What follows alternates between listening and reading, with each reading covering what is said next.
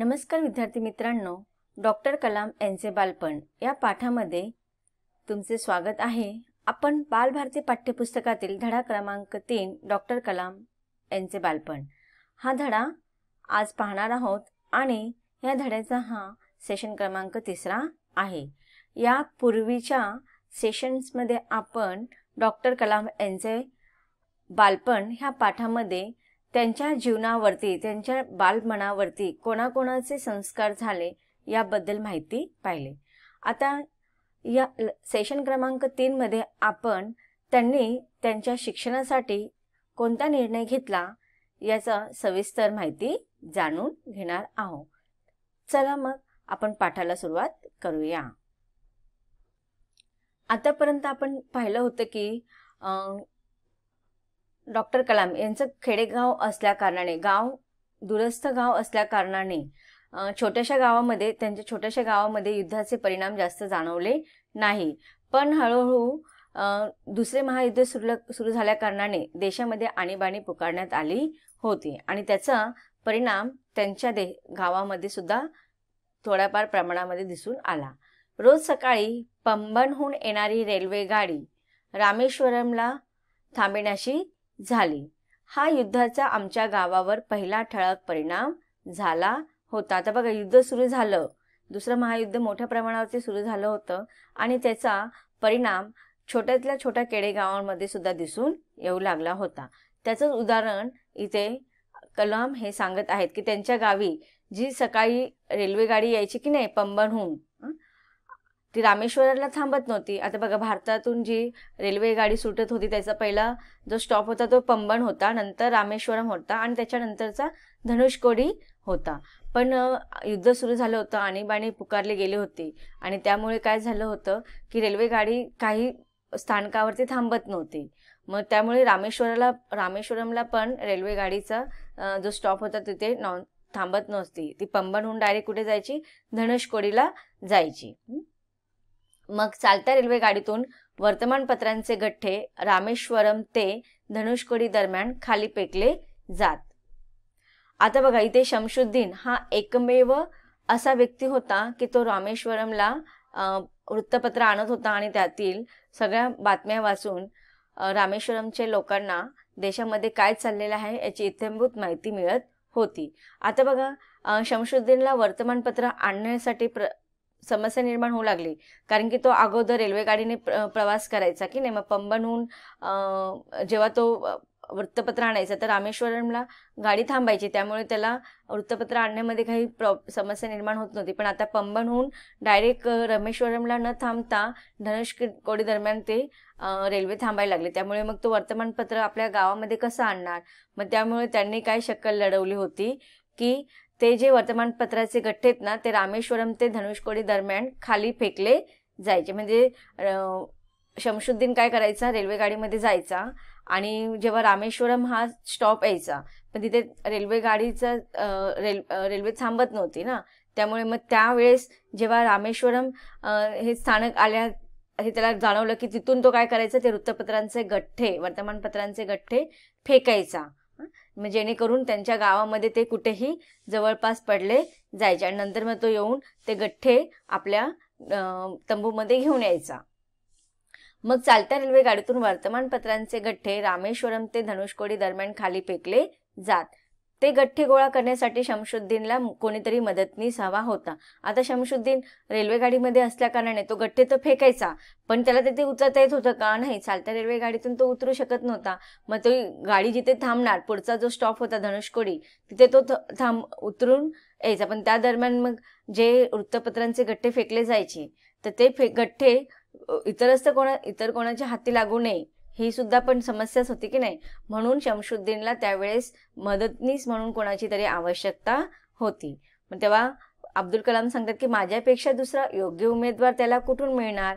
आता बघा, शमशुद्दीन आणि अब्दुल कलाम यांच्यामध्ये छान प्रकारचे स्नेहसंबंध झालेले होते आणि कलाम यांना सुद्धा पैशाची गरज असायची, त्यामुळे शमशुद्दीनला जवळचा असा कोणी विश्वासातला जो व्यक्ती वाटला तो कोण होते, अब्दुल कलाम। म्हणून मग त्यांनी माझ्यापेक्षा दुसरा योग्य उमेदवार त्याला कुठून मिळणार मग त्यावेळेस त्यांनी ते काम शमशुद्दीनने वृत्तपत्राचे जे गठ्ठे होते ते गोळा करण्याचं काम कोणाला दिलं? अब्दुल कलाम यांना दिलं.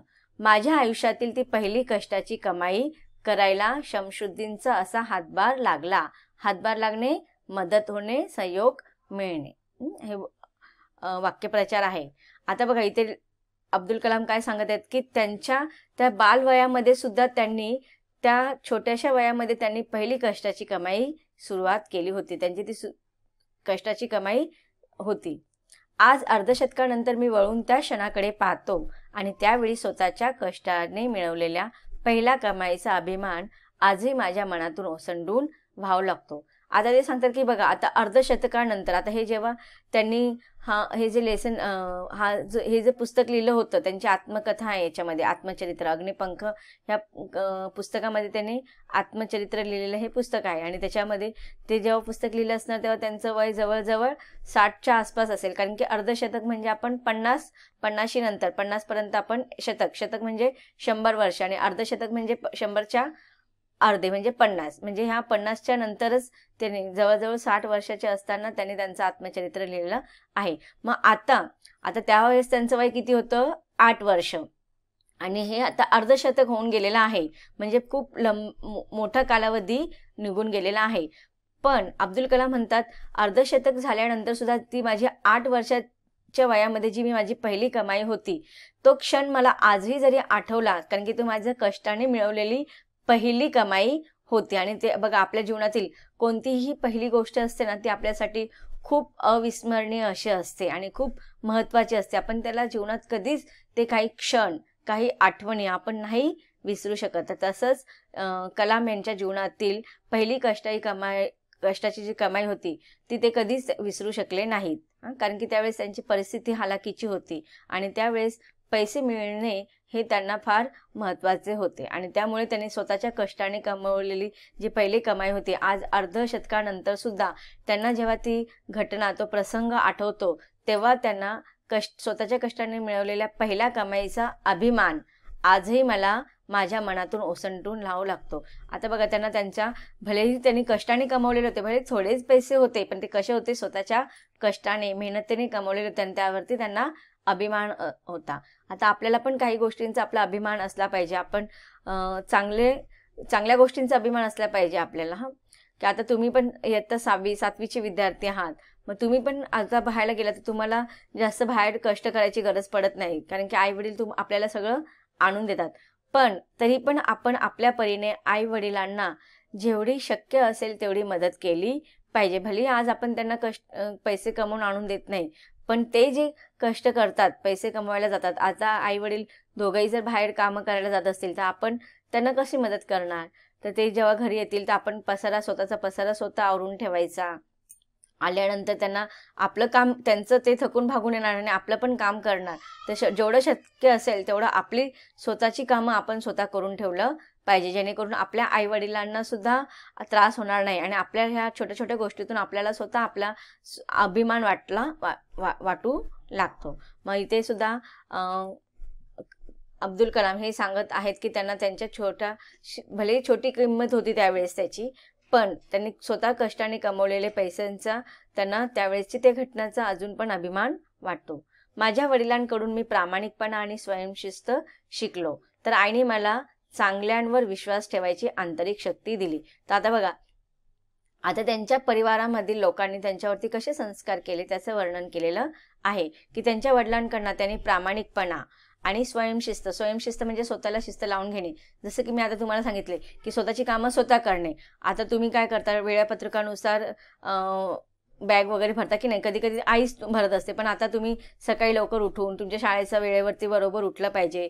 शाळेतून आल्यानंतर छानपैकी हातपाय धुवायचे, युनिफॉर्म काढायचा, युनिफॉर्म जागेवरती ठेवायचा, जेणेकरून दुसऱ्या दिवशी तो आपल्याला पुन्हा भेटेल. वेळापत्रकानुसार स्वतःची बॅग भरून ठेवायची. अशा छोट्या छोट्या गोष्टी आहेत ना, आपल्या स्वतः शिस्त लावायची. अभ्यासाचे वेळापत्रक ठरवून ठेवायचं आणि त्यावेळेला आपला अभ्यास झालाच पाहिजे. खेळाचे वेळ ठरवून ठेवायच्या. मग अशी छोट्या छोट्या गोष्टीतून आपण स्वतःला शिस्त लावली पाहिजे, त्यालाच आपण म्हणतो स्वयंशिस्त. मग ते अब्दुल कलाम यांनी त्यांच्या वडिलांकडून घेतलेले गुण कोणते? तर प्रामाणिकपणा आणि स्वयंशिस्त. आणि आईने त्यांच्यावरती काय कोणते संस्कार केले होते की चांगल्यावर विश्वास ठेवायची आंतरिक प्रेरणा, आंतरिक शक्ती दिली होती. आता बघा त्यावेळेस त्यांची आर्थिक परिस्थिती हालाकीची होती, पण तरी पण त्यांची आई जर त्यांच्याकडे कधी कोणीही मदत मागायला आले तर ते स्वतः कष्ट करायचे, पण दुसऱ्यांना आपल्याकडे नसेल तरी चालेल पण दुसऱ्यांना ते शक्य असेल तेवढी मदत करायची. प्राणीमात्रांवरती प्रेम करायचं. ह्या छोट्या छोट्या गोष्टी त्या आईकडनं त्या शिकल्या होते. दयाळू वृत्ती त्यांनी दिली. अर्थात माझ्या तिन्ही भावांनी आणि एका बहिणींनी देखील हा ठेवा त्यांच्याकडूनच उचलला, पण मला जो जलाउद्दीन आणि शमसुद्दीन यांचा निकट सहवास घडला त्याने मी स्वतंत्र वेगळा असा बनत गेलो. आता बघा तुम्हाला प्रश्न विचारला जाऊ शकतो की अब्दुल कलाम यांच्या व्यक्तिमत्वावरती कोणाकोणाचा प्रभाव पडला, तर त्यांच्या आईवडिलांकडनं तर पडलाच, त्यांच्या भावंडांकडनं पण पडला, पण सगळ्यात महत्त्वाचे व्यक्ती म्हणजे कुटुंबाच्या व्यतिरिक्त पडलेले दिलेले संस्कार कोणाकडून मिळालेले आहेत, तर जलाउद्दीन आणि शमसुद्दीन. आता इथे बघा त्यांनी काय सांगितलेलं आहे की जलाउद्दीन आणि शमसुद्दीन यांचा निकट सहवास घडला, त्याने ते काय झाले स्वतंत्र वेगळा असा बनत गेले. म्हणजे स्वतःचा एक वेगळा दृष्टिकोन, स्वतंत्र दृष्टिकोन पाहण्याचा, जीवनाकडे पाहण्याचा, समाजाकडे पाहण्याचा जो वेगळा आणि स्वतंत्र दृष्टिकोन आहे तो जलाउद्दीनमुळे शिकायला मिळाला. शाळेत शिकायला न मिळालेले शहाणपण मी जलाउद्दीनकडून शिकलो. आता बघा आपल्याला शहाणपण येतं, शाळेमध्ये आपल्याला ज्ञान मिळतं, शाळेमध्ये आपल्याला पुस्तकी ज्ञान मिळतं, पण स्वतःच्या जीवनामध्ये आपण काही गोष्टी अशा असतो की ते अनुभव घेतल्याशिवाय आपल्याला शिकायला मिळत नाही. मग हे शाळेच्या व्यतिरिक्त जे ज्ञान आपल्याला मिळालं आहे ते शहाणपण कोणाकडून मिळालेलं आहे, जलाउद्दीनकडून. तर शमसुद्दीनकडून चेहऱ्यावरून दुसऱ्याच्या मनातले, शरीराची व डोळ्यांची भाषा ओळखायला शिकलो. म्हणजे माणूस ओळखायला जे शिकले अब्दुल कलाम हे कोणाकडून, शमसुद्दीनकडून, की एखाद्या व्यक्तीचा स्वभाव कसा आहे डोळ्यावरून आपण त्याच्या म्हणजे त्यांच्या हावभावावरून, त्यांच्या काही थोड्या क्षणाच्या सहवासावरून आपल्याला त्यांचं मन ओळखता आलं पाहिजे. मग हे सगळे गुण त्यांना कोणाकडनं मिळाले, शमसुद्दीनकडून मिळाले. माझ्यामध्ये जो सर्जनशीलतेचा स्रोत उगम पावत, फुलत आणि खळाळत गेला त्याचे श्रेय मी निसंशय त्या दोघांच्या सहवासात माझ्यावर पडलेल्या प्रभावाला देतो. तर बघा ह्या दोन व्यक्तींचा अब्दुल कलाम यांच्या जडणघडणीमध्ये महत्त्वाचा वाटा आहे. जी चिकाटी वृत्ती, सर्जनशीलतेची वृत्ती ही जी त्यांना मिळाली ना, तर ह्या दोन व्यक्तींकडून मिळालेली आहे. सर्जनशीलतेचा स्रोत की बघा नवीन नवीन जाणून घेणे, नवीन नवीन काहीतरी गोष्टी निर्माण करणे. आता बघा लहान मुलं एखादं खेळणं असेल ना, ते तुटलं, चांगलं खेळणं काय करतात ते तोडून टाकतात आणि नंतर ते तोडल्यानंतर ना ते वेगवेगळे पार्ट्स असतात ना त्यांना जोडण्याचा ते प्रयत्न करत असतात. म्हणजे ते बघा लहान मुलांना आपण आईवडील ओरडत असतात की तुम्ही हे करू नका, ते करू नका, तर असं करायचं नाही पालकांनी पण, कारण की हेच वय असतं की त्यांना नवीन नवीन क्रिया त्यांच्या जीवनामध्ये घडत असतात, की नवीन नवीन गोष्टी जाणून घ्यायचं असतं. हे असं झालं मग तसं का नाही झालं, मग ते तसं केलं मग हे असं का नाही झालं, ह्या सगळ्या गोष्टींचे प्रश्न त्यांना पडत असतात लहान मुलांना. हे वयच असं असतं. जसं कलामांचं वय पण त्या पद्धतीचंच होतं, ज्या वयामध्ये त्यांना ह्या दोन व्यक्तींचा प्रभाव त्यांच्यावरती, जीवनावरती योग्य वेळेवरती त्यांच्या सहवास त्यांना मिळाला होता. आणि मग सर्जनशीलतेची जो स्रोत त्यांना सुरुवात झाला होता तो उगम स्थान योग्य वेळेला मिळाला. म्हणून बघा ते शास्त्रज्ञ होते, वैज्ञानिक होते, त्यांनी भारत देशासाठी अनेक संशोधन केलेले आहे, क्षेपणास्त्रांची तयार केलेले आहे, भौतिकशास्त्रामध्ये त्यांनी पदवी मिळाली. तर हे नंतर जे आपण भावी आयुष्यामध्ये जो आपण आपल्या भावी आयुष्यामध्ये जो आपल्याला विकास होतो ना, त्याचे मूळ जे असतात ना आपले बालवयामध्येच असतात. मग हा जो सर्जनशीलतेचा जो स्रोत त्यांच्यामध्ये होता तो सुप्त होता, पण ह्या दोघांच्या सहवासामध्ये आल्यामुळे तो जास्त विकसित झाला. रामेश्वरम सोडून जिल्ह्याच्या ठिकाणी रामनाथपुरमला शिक्षण घेण्यासाठी मी माझ्या वडिलांकडे परवानगी विचारली. विचारात पडल्यासारखे ते क्षणभर गप्प झाले. विचार करता करता त्यांना शब्द लाभावेत आणि ते ओठातून बाहेर पडावेत तसे वडील बोलू लागले. ते मला म्हणाले, अबुल, तुला मोठे व्हायचे असेल तर गाव सोडून शिक्षणासाठी बाहेर जायलाच हवे. बघा आता अब्दुल कलाम यांच्याकडे हुशारी होती, त्यांची बुद्धी तल्लीन होती आणि त्यामुळे त्यांना असं वाटत होतं की रामेश्वरम मध्ये शिक्षणाचा जे स्रोत होते ते थोडे कमी होते. मग त्याच्यासाठी त्यांनी विचार केला की ते रामेश्वरम सोडून जिल्ह्याच्या ठिकाणी म्हणजेच कुठे रामनाथपुरमला शिक्षण घेण्यासाठी जायचं.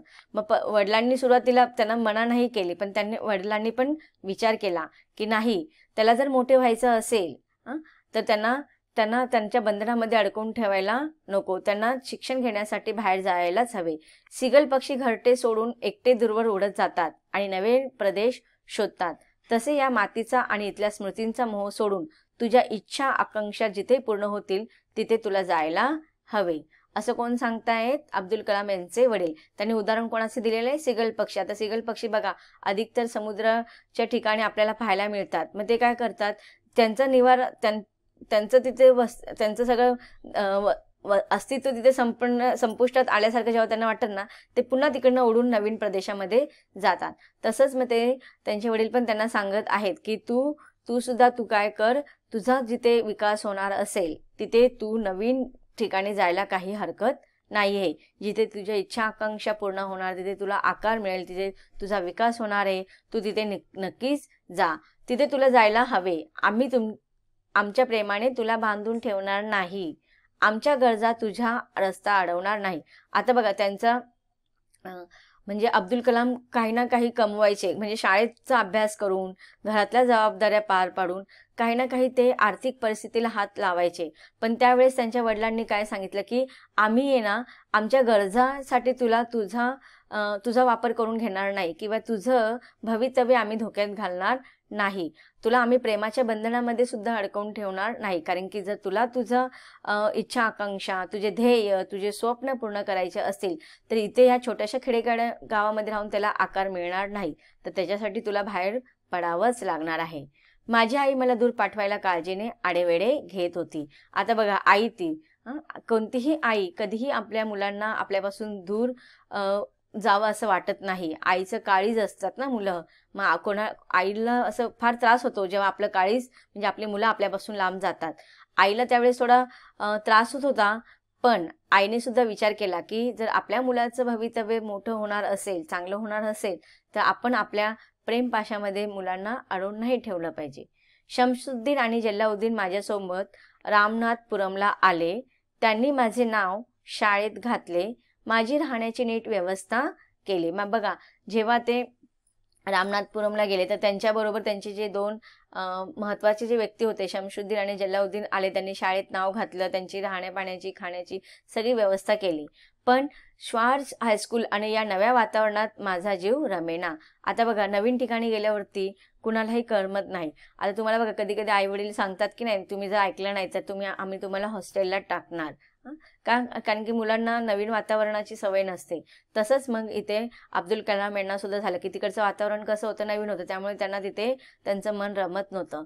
50,000ची वस्ती असलेल्या या शहरात सदैव गजबज असायची. आता बघा रामेश्वरमला जसा एकजिन्सीपणा होता तसा इथे माझ्या अनुभवाला आला नाही. आता बघा रामेश्वरमला जवळजवळ खेडेगाव होतं, ते फक्त 1000 लोकांची वस्ती होती आणि त्याच्या विरुद्ध इथे किती लोकांची वस्ती होती? 50,000ची वस्ती होती, गजबजलेली होती. आणि रामेश्वरमला कसं एकटेपणा म्हणजे एकांतपणा होता, अशी गजबजलेली वस्तीची सवय नव्हती त्यांना. पण तरी पण शिक्षणासाठी त्यांनी जो निर्णय घेतला होता तो अगदी योग्य होता. मला घराची ओढ अस्वस्थ करायची आणि म्हणून रामेश्वराला जायची प्रत्येक संधी मी उडी मारून साधायचो. इथे असलेल्या शिक्षणाच्या उदंड संधीपेक्षा आईच्या हाताच्या गोड पोळ्यांची ओढ मला मोलाची वाटत असे. हळूहळू माझे घरापासून दूर जाणे मी स्वीकारत गेलो. आता बघा सुरुवातीला त्यांना फार त्रास झाला. प्रत्येक क्षणाला त्यांना आपल्या घराची आठवण यायची, आपल्या कुटुंबातील व्यक्तींची आठवण यायची, आईची आठवण यायची. पण तरीही त्यांनी ती ओढ, मनातली ओढ तिथेच संपवण्याचा प्रयत्न केला. हळूहळू माझे घरापासून दूर जाणे मी स्वीकारत गेले. नंतर त्याने वस्तुस्थितीचा सामना स्वीकारली. वस्तुस्थिती काय होती की आज जर मी असं छोट्या छोट्या गोष्टींसाठी मी माझं शिक्षणाकडे दुर्लक्ष केलं आणि माझ्या गावी जाऊन राहिलो तर नुकसान कोणाचं होणार होतं? त्यांचंच नुकसान होणार होतं. म्हणून त्याने आहे त्या परिस्थितीचा स्वीकार केला. कारण माझ्या वडिलांच्या माझ्याकडून विशेष अपेक्षा आहेत हे मला ठाऊक होते. आता बघा, जेव्हा कधी आपण असं भावनिक होतो, ते सुद्धा थोड्या क्षणासाठी भावनिक व्हायचे, पण नंतर त्यांचं आई वडिलांच्या त्यांच्याकडनं काय अपेक्षा आहे, त्यांना त्यांच्या जबाबदारीचं, कर्तव्याचं जाणीव त्यांच्या मनामध्ये यायचं आणि त्यामुळे ही भावनिकपणा तिथे कमी होऊन जायची. माझ्या वडिलांच्या माझ्याकडून विशेष अपेक्षा आहेत हे मला ठाऊक होते. मी कलेक्टर व्हावे अशी त्यांची इच्छा होती. त्यांचे स्वप्ने पुरे व्हावे हे माझे कर्तव्य होते. त्यासाठी रामेश्वरममध्ये वाटणारी सुरक्षितता, तिथले प्रेमळ वातावरण यांचा त्याग करणे मला भाग होते. मग त्यावेळेस बघा, त्यांनी स्वतःच्या भावनांना आवर घातला आणि आपल्या कर्तव्य हे त्यांनी महत्त्वाचं मानलं. कारण की त्यांच्या आई वडिलांनी पण त्यांच्यासाठी कष्ट केले होते. मग जर आई वडील आपल्यासाठी कष्ट करतायत तर आई वडिलांनी पाहिलेले स्वप्न आपण नक्कीच पूर्ण केले पाहिजे, हे सुद्धा मुलांचं कर्तव्य असतं. आणि त्यामुळे त्यांनी काय केलं, स्वतः तिथे जे ज्या शिक्षणासाठी ज्या ठिकाणी ते गेले होते तिकडचे जे असुरक्षिततेचे जे वातावरण होतं, त्या वातावरणामध्ये ते राहिले आणि त्यांनी स्वतःचे भावनिक किंवा इमोशन सगळे यांचा त्याग केला आणि कर्तव्यावरती भर दिला आणि अशा रीतीने तिथे राहून त्यांनी उत्तम रीतीने शिक्षण घेतलं.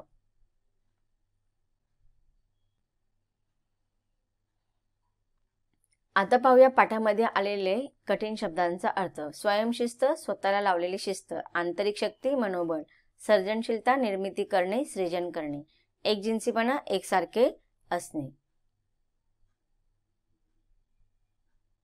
वाक्यप्रचार आणि त्यांचे अर्थ पाहूया. सामील होणे, सहभागी होणे, आढेवेढे घेणे, अनिच्छा व्यक्त करणे, जीव रमणे, आवडीने करणे, त्याग करणे, सोडून देणे.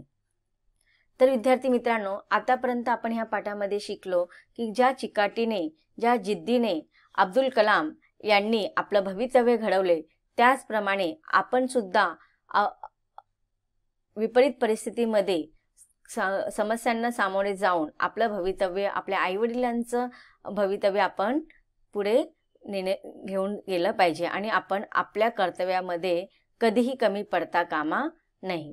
हा पाठ इथे संपलेला आहे. धन्यवाद.